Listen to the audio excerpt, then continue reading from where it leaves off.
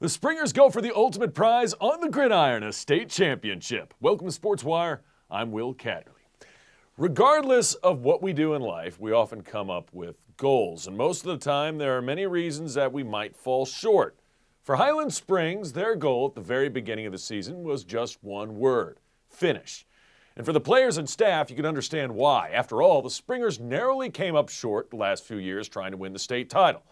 It's a harsh reminder that in life, regardless of how talented you may be, it doesn't mean you'll accomplish your end goal. Or sometimes that goal just takes a little while longer to get there. So on Saturday afternoon against Maury, the Springers had the opportunity to finally finish once again and bring the trophy back to Highland Springs. So to Old Dominion University we go for the whole enchilada. Highland Springs taking on the 757's best Maury Commodores for the ultimate prize, a state championship. And you can tell from the opening kickoff, Springers were ready to do just that, finish. They finished this play on special teams to start the ball game. Maury starts with the football. Remember that, it would be key.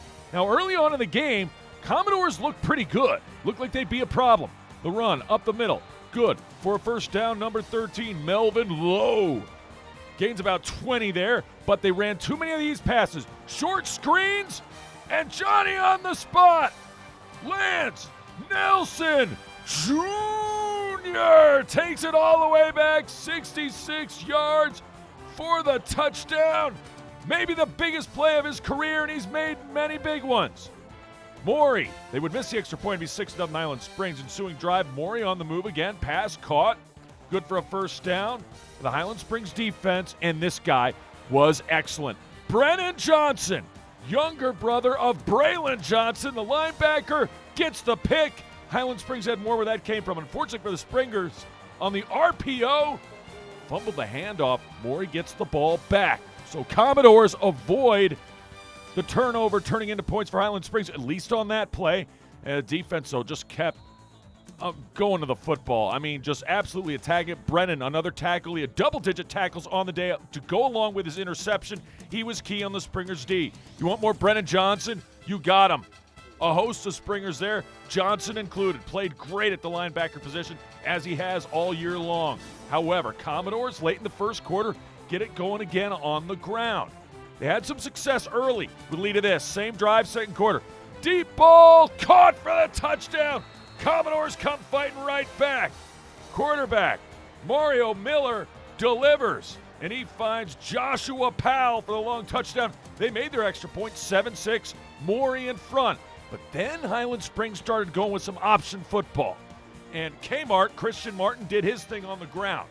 Very effective and proficient on the ground, and would open it up for this, and lead to this. Aziz Foster Powell, touchdown run. Springers respond with a touchdown. 12-7, 3:43 to go, second quarter. Big momentum difference here, and this would kind of change the ball game. They would force a 3-and-out with the Springer defense and then get the ball back with 3 minutes and change to go. Pass caught. It would lead to this. I said Christian Martin would get it going with his legs. He does. That's good for a first down. Clock ticking. Springers, though, plenty of time for this. Christian Martin firing, finding his receiver, touchdown to Kai Heath. Short touchdown grab, Springers. Now, in command, up 2 scores. They would have an 18-7 lead on that touchdown pass. Martin didn't have a ton through the air, but he was effective throughout, running and passing. To Kai Heath, ensuing drive for Maury on offense. In the span of mere minutes, Heath gets a touchdown catch and an interception. Springers more than happy to go to the half, up 18-7, knowing they get the ball back first in the third quarter to start the second half. And that's when they start attacking the edge as well, opening it up. Jakiri Henley. Guy's got a motor, doesn't he? That's good for a first down. Will lead to this. You can run outside. Look at that cutback.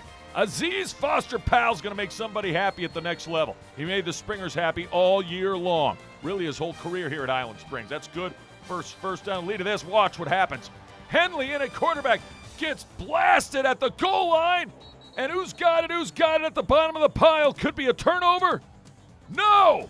It's Takai Alexander! And poetic justice. All he does all year long is open up the running lanes and protect the quarterback for other people to score. He gets his first career touchdown. Couldn't happen at a better time. Springers go for 2, and they got it. Now Highland Springs all of a sudden in cruise control, up 26-13. As I was texting, Maury returned the ensuing kickoff for a touchdown, so it was 26-7.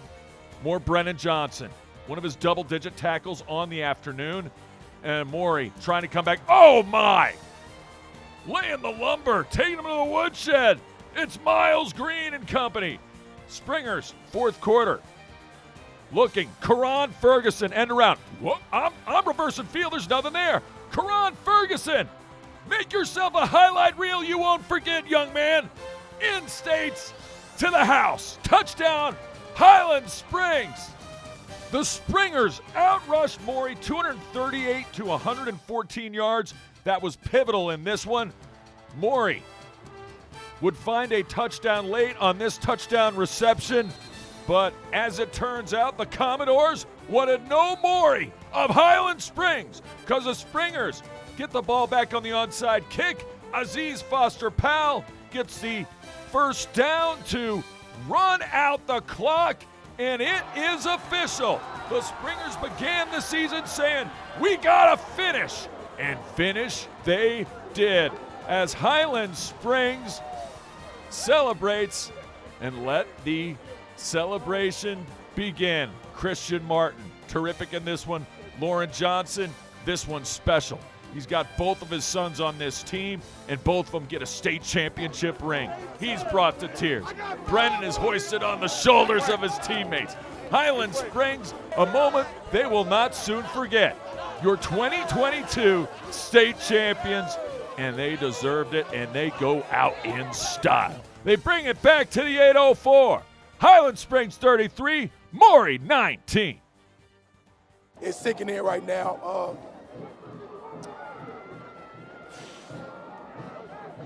Sometimes you take it for granted when you're younger.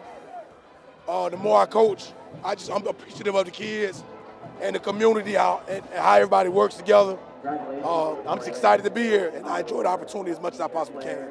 My sons are playing. These are seniors that I've been around since they were 6, 7 years old, playing with my boys. I know their parents, I know their families. It's been a long time out of the drought. So I'm just excited about everything that's going on and to be able to represent Highland Springs in such a fashion, that's all. I just knew we had to make a play. The offense was looking a little shaky, so me being a senior and this being my last game, I just said I got to make a play. And Kmart trusted me on the touchdown when we was on defense. Same thing, we got to make a play. The offense moving slow. So he ran the post, I was over top, and I caught the pick.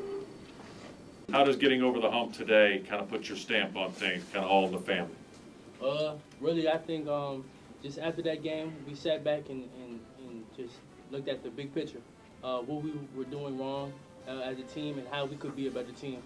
We came back, I would say maybe January or like 2 weeks after we lost. We got together, and my dad made shirts that said finish. So I got it on me right now, finish. So that's what we did from January to now in December, the second week of December, I believe. So that's really how we got together and kind of fixed that up. Like Braylon said, since January, 2 weeks after we lost, it was been a lot. Take your time. You good, Peanut, baby. We right here with you, dog.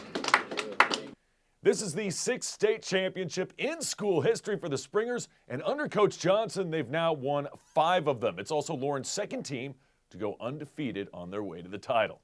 Here's a few numbers that will be remembered for this team. In 15 games, the Highland Springs defense allowed a total of 90 points. That's an average of just 6 points a game, and that includes 6 shutouts along the way. Congratulations to Highland Springs, your 2022 state champions.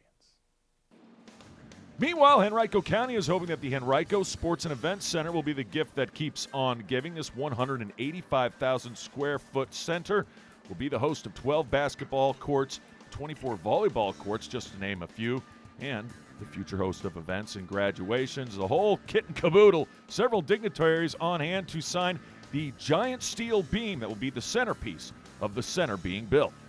Good afternoon, and thank you for being here today, all of you, as we celebrate a milestone for what will be the premier indoor sports and sports tourism venue in our county and region. This massive center located at Virginia Center Commons should accommodate a large center court with up to 3,500 spectators, and they hope to have it built come next fall.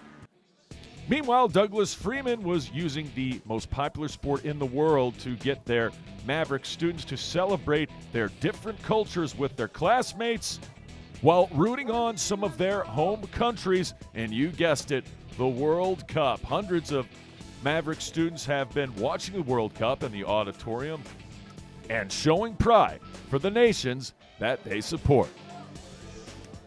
I'm a Brazilian fan. I'm from Brazil, and I'm so glad I can watch the game. Brazil is my country. I was born in Brazil. All of my family is from Brazil. I got some friends over there. All of them are from Brazil. And so, yeah, just to be able to be here and root for my country, it's just really good. We are watching the game, and we are hoping that Croatia wins. Saudi Arabia. Because Saudi Arabia is a Muslim country, and I'm obviously Muslim, and they represent my religion, so I was rooting for them. And right now, I'm also rooting for Morocco to get past the quarterfinals. So I'm from Afghanistan. I'm supporting the Brazil, so I hope Brazil win. Yeah, it's like pretty. I like the uniforms. And it's really pretty in Croatia. The uniforms are kind of fun. Yeah. On this particular Friday morning, they were watching Brazil versus Croatia. Croatia would go on to win this one in PKs. A tremendous time had by all, as the Mavs definitely got into the spirit of the World Cup.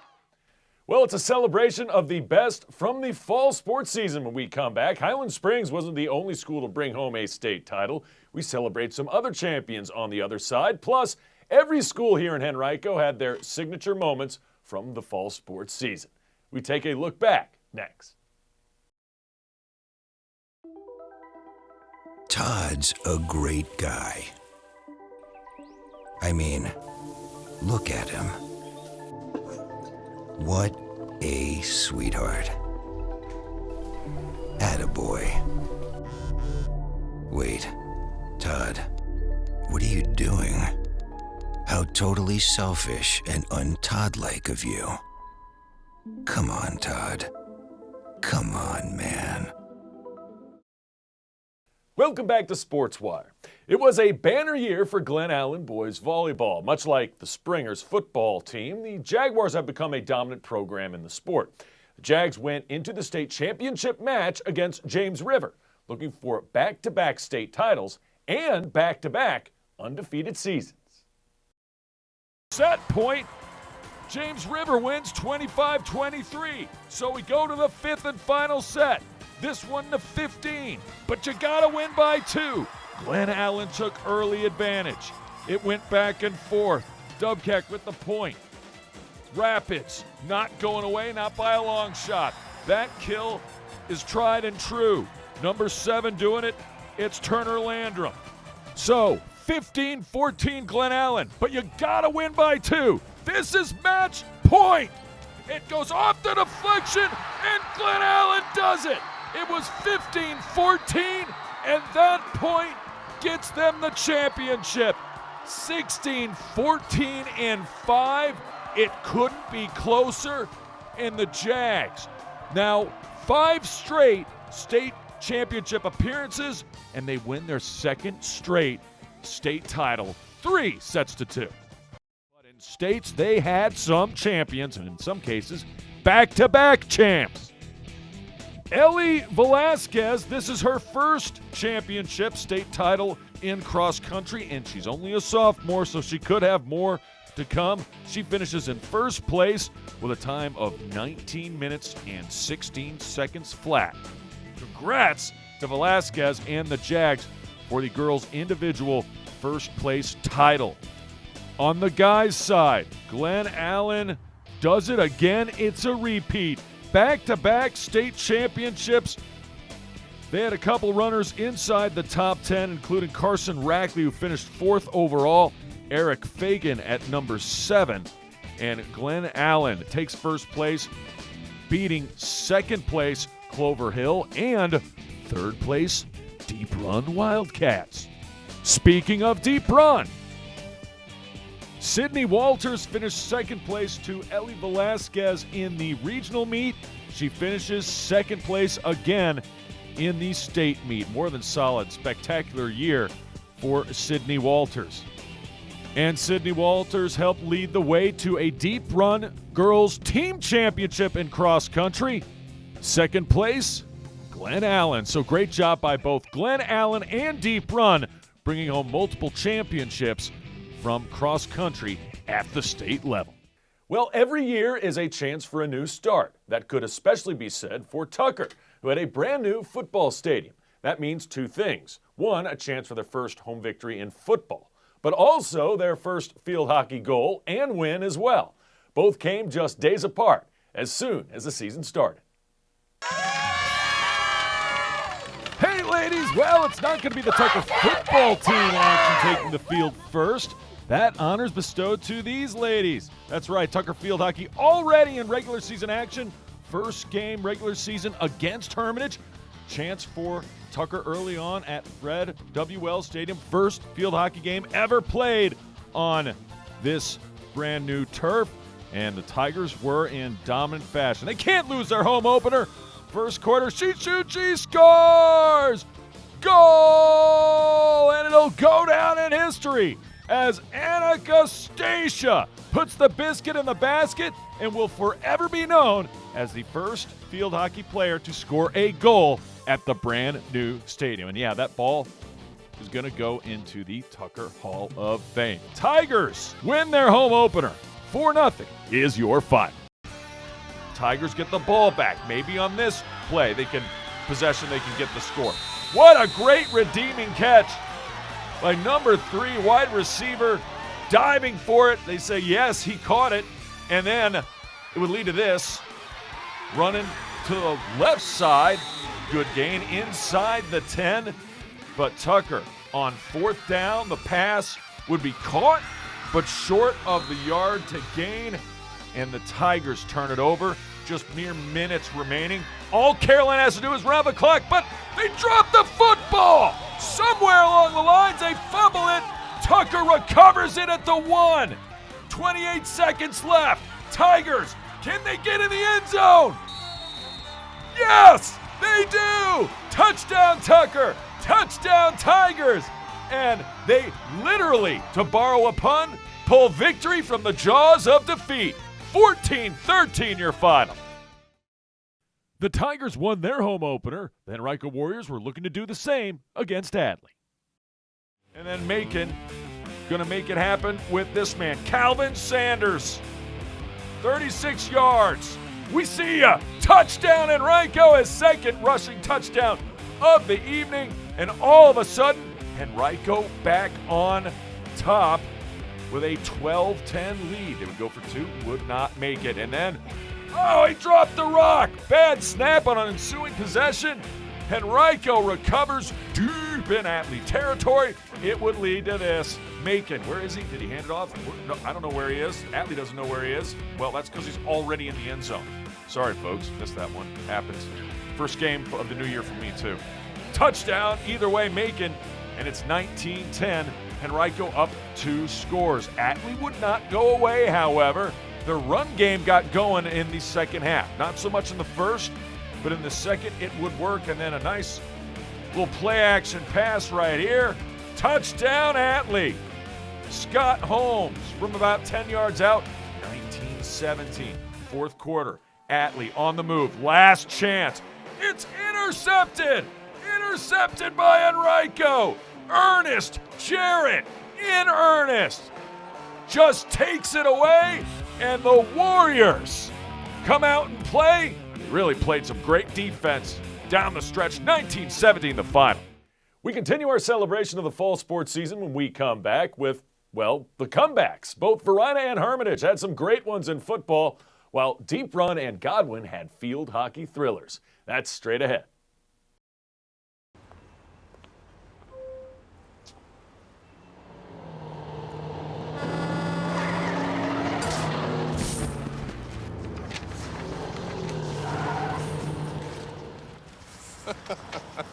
This can't be happening. This can't be happening. Of course it's not happening. Armored car. Listen, having money isn't about luck. Make your own coffee, save $1,000 a year. Feed me. Feed the pig. Welcome back to Sports Wire. The Varina Blue Devils found themselves in trouble in football at Patrick Henry, down 2 scores. Then, Derricott gonna use his legs. Derricott trying to take over on offense in the fourth quarter, and in some ways he would. That would be good for a positive gain. It would lead to this. Derricott just going to follow his blockers into the end zone. Touchdown, Varina. Okay, that's good news. They're down 7 with under 7 to play, but under a minute to play now. Patrick Henry forced a punt, still down 7. Eric Smith on the return. Eric Smith. Big-time gain into Patrick Henry territory. But tick, tick, tick. Clock a-going. 30 seconds or more to play. Roundabout. Derricott. Kavion Keys. Trying to drive the car all the way back. Down to the 1-yard line. Key to that drive was that play right there. So from 1 yard out, Varina, a chance to tie it up. What do? They run the rock.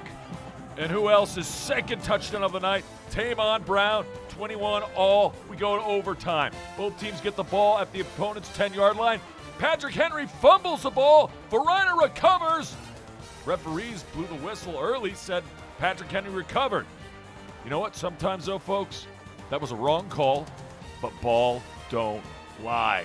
Patrick Henry forced to kick a field goal. It's no good. Varina celebrates. That means the Blue Devils get a shot in OT with a ball at the PH 10-yard line, and they do this. Touchdown! Tamon Brown! And the Blue Devils down 14 in the fourth, escaping Ashland and win in overtime. 27-21, your final. And as impressive as that comeback win was, the biggest one might have come earlier in the year as Hermitage hosted Glen Allen. But also remember that Hermitage's offense kept giving the ball back to Glen Allen's defense. The ball is intercepted. Jags in business again as number 7, Christian Robinson Clark, puts Glen Allen in great field position, and then Millwit knows what to do with it. Throws it deep to the corner of the end zone. Touchdown, Glen Allen. Will Noel, a 19-yard touchdown catch. And just like that, Glen Allen late in the second quarter up 21-0. Hermitage needs a score before the half or they are Dunsky. Well, Ron Burton answers the call. Pass caught. Got a man to his right. It's number 8, Rion Gunnell. And Gunnell does well to haul that in. Then Burton, not going to make it in the end zone. Offensive line says, don't worry, buddy. We'll carry you in if you're not going to get in on your own. They do just that. Touchdown, Hermitage. And don't lose sight of how big that drive was for the Panthers, because instead of being out of it, they're only down 2 scores, 21-7 at the half. Then second half, okay, they're dropping the football still, but it's going out of bounds. Give it to the big dog. Jeremiah Coney, foot long for the touchdown. And it's 21-14. Now it truly is anyone's game. Late in this one, CBS 6 with a little help. Burton on the rollout finds his receiver, Walt Brooks, and it set it up for this. Braden McGinnity for the winning field goal as time expires. He got it. He got it. He did it last year against Patrick Henry. He does it on the final drive for Hermitage in this one against Glen Allen, and they erase a 3-touchdown deficit and come all the way back to win it 24-21. Well, it's rare when 2 rivals collide on the gridiron and face each other 2 times. But that's exactly the case in this West End rivalry when Freeman played host to Godwin in the playoffs. It would not stay that way for long, though. Quarterback number 7, Jaden Reese, finds the wrong jersey. It's Samuel Jared. And Jared takes it all the way to the house. It's a pick six. Samuel sees the end zone. Touchdown. Godwin Eagles.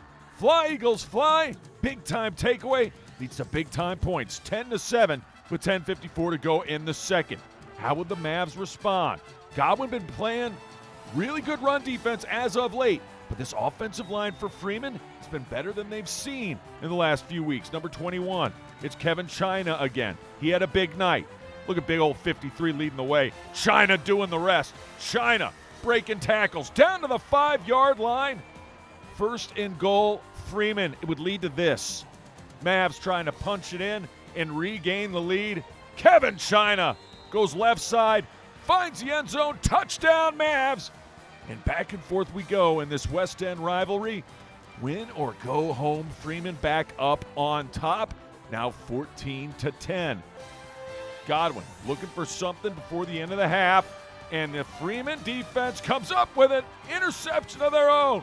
Number 45, Cooper Spidell. His spidey senses tingling. Right place, right time, gets the pick. Led to this. Mavs going deep. Got a man. Touchdown. Jaden Reese to Jake Lohman. He puts the nail in the coffin, and the Mavs win it. They move on 24-10. The Deep Run Wildcats had their share of exciting finishes. This one in field hockey, where the only freshman on the team scores a lone goal in overtime. Glen Allen's keeper was solid all night long. Here comes another try, number 17. Oh, just missed. No score going to the fourth. And yeah, Deep Run was dominating with corners in the second half specifically, and that somehow gets cleared. Nice job by the Glen Allen D. More pressure from the Wildcats. Could they get it done in regulation? Bouncing around, gonna get a shot on goal. Keeper says no, kick save and a butte. No score, we're going to overtime. In overtime, chance for Deep Run again. And this time the keeper again says no. And the defender clears it. But moments later, only 3 minutes and change to go in overtime. The freshman, number 7, Addie Wicker, the only freshman on the team. She shoots, she scores! Goal! And the Wildcats win a thriller in overtime. The freshman, Addie Wicker, gets it done. And the Wildcats move on, beating Glen Allen 1-0. You're fine. Speaking of field hockey, Mills Godwin was the number 2 seed this year in the playoffs, and they got a chance to beat number 1 Midlothian. Then Godwin gets it going finally in front of the net. Keeping it. She shoots, she scores! Reagan Shiflett is shifty with it. She finds the back of the net, and the Eagles, you'll hear more Shiflett later, have a 1-0 lead. That wasn't enough to withstand the mid-low attack, though. Still in the second. Fires, misses on the ricochet. They get it back. She shoots, she scores! Ava Wolovic gets the equalizer. And we're all mounted up at 1 apiece. Seconds to go. Would have another opportunity. Keeper gets aggressive here to stop the pass, but the offensive player gets behind her with 1 second, less than a second left. She shoots, she scores. It's number 5, Elizabeth Moss, and it's 2-1, the chance. Trying to pass it around. This is really great passing. Nice offensive set. Watch the ball go off the top of the net and rebounded. She scores! M.K. Jacobs is A-OK Jacobs on that one as she ties it back up. She says, yeah, I did that. She also actually led to another corner by Midlow. Godwin got away with it. Then, on the ricochet, Eagles. Shiflett, she scores!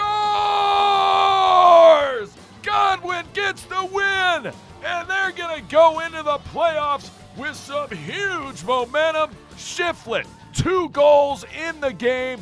She wins it for Godwin, 3-2 the final. So many great moments from the fall season. I can't wait to see what the winter will bring. With that, if you have any questions or comments about the show, just send me an email to this address, sportswire@henrico.com. sportswire.k12.va.us. And you can always follow us on Twitter and watch us on YouTube. Happy holidays and have a happy new year. I can't wait to see ya next time on Sportswire.